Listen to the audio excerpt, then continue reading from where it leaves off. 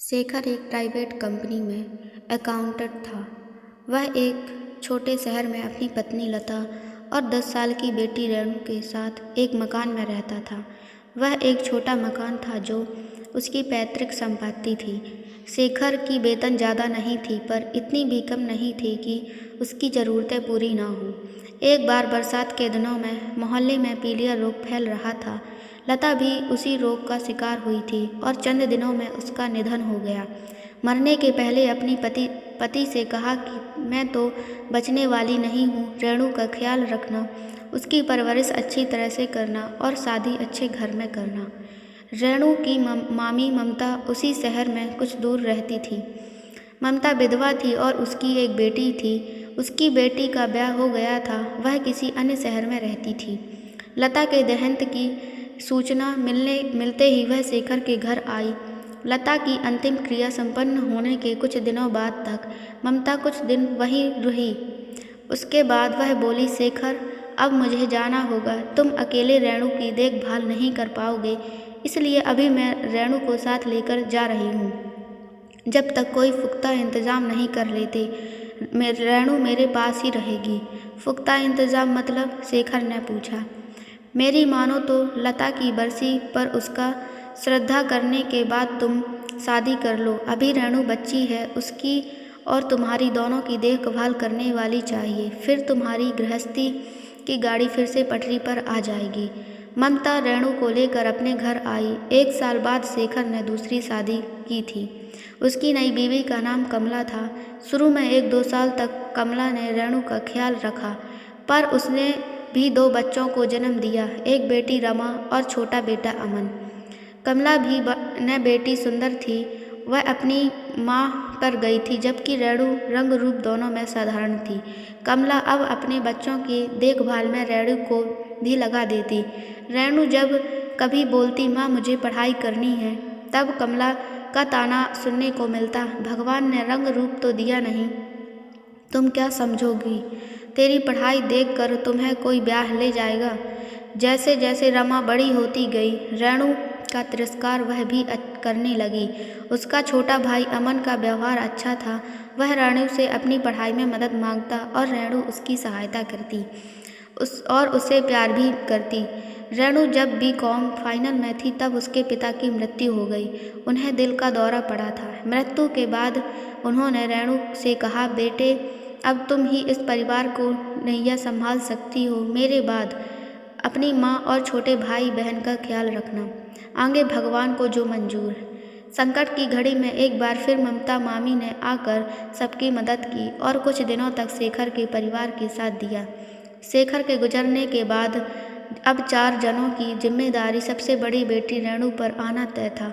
शेखर की बीवी पढ़ी लिखी नहीं थी। शेखर की कंपनी से कुछ रुपए मिले थे, जिससे कुछ महीनों तक परिवार का गुजारा हो जाता, पर इसके आगे बहुत कुछ करना बाकी था। घर के खर्च के अलावा रेणु, रमा और अमन की पढ़ाई लिखाई और शादी के खर्चे। रेणु ने उस कंपनी में जाकर मैनेजर से बात की। मैनेजर ने पूछा, तुम कहाँ तक पढ़ी हो? सर, अगले महीने मेरी BCom फाइनल की परीक्षा है। यह तो बहुत अच्छी बात है। तुम एग्ज़ाम समाप्त करते ही मुझसे मिलो। 1 महीने की ट्रेनिंग लेनी होगी। उस दौरान तुम्हें एक फिक्स्ड स्टाइपेंड मिलेगा। उसके बाद एक डिपार्टमेंटल टेस्ट देना होगा। अगर तुम क्वालिफाई कर गई तो तुम्हें असिस्टेंट अकाउंटेंट की जॉब ऑफर किया जाएगा। Hope you can do it. मैं प्रयास करूंगी sir. Good, best of luck. अब तुम जाकर अपनी परीक्षा की तैयारी करो। रेणु के मन में एक आस जागी थी कि उसे यह नौकरी मिलने की संभावना है। 1 महीने बाद रेणु के पिता के दफ्तर में ट्रेनिंग शुरू किया। उसके 1 महीने के अंदर उसने डिपार्टमेंटल टेस्ट दिया और क्वालिफाइड किया। फिर जब वह मैनेजर से मिली तो उसने कहा, गुड, तुम्हारा ऑफर 1 सप्ताह के अंदर तुम्हें मिल जाएगा। बार बार ऑफिस के दौड़ लगाने की ज़रूरत नहीं है। ज्वाइन करने से पहले तुम्हें एक अंडरटेकिंग देनी होगी। 2 साल से पहले तुम नौकरी नहीं छोड़ सकती, वरना तुम्हें पूरे 2 साल का वेतन लौटाना होगा। समझ गई ना? Yes sir. उसकी नौबत नहीं आएगी। इसके 15 दिनों के अंदर रेणु ने जॉब ज्वाइन किया। रेणु का वेतन अच्छा खासा था। इतना कि घर के खर्चों के बाद कुछ बचत भी हो जाती थी।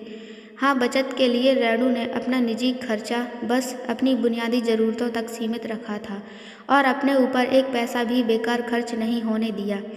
भाई बहन दोनों की पढ़ाई भी अच्छे स्कूल में हो रही थी। अभी रमा 18 साल की नहीं हुई थी कि कमला को अपनी बेटी की शादी की चिंता सताने लगी थी, जबकि रेणु 30 के करीब थी। कमला का कहना था कि रेणु के पहले भाई बहनों को सेटल होने दे, फिर उसकी शादी की बात होगी। उसको डर था कि रेणु शादी के बाद ससुराल चली जाएगी और शायद उसकी कमाई पर उन लोगों का हक नहीं रहेगा। कमला कहती कि जब उसका अपना बेटा अमन नौकरी करने लगेगा तभी रेणु को अपनी शादी की बात सोचनी चाहिए। हालांकि स्वयं रेणु के मन में अपनी शादी की बात अभी तक नहीं आई थी। वह तो अपने पिता के कहे अंतिम बातों को खुद पर अमल कर रही थी।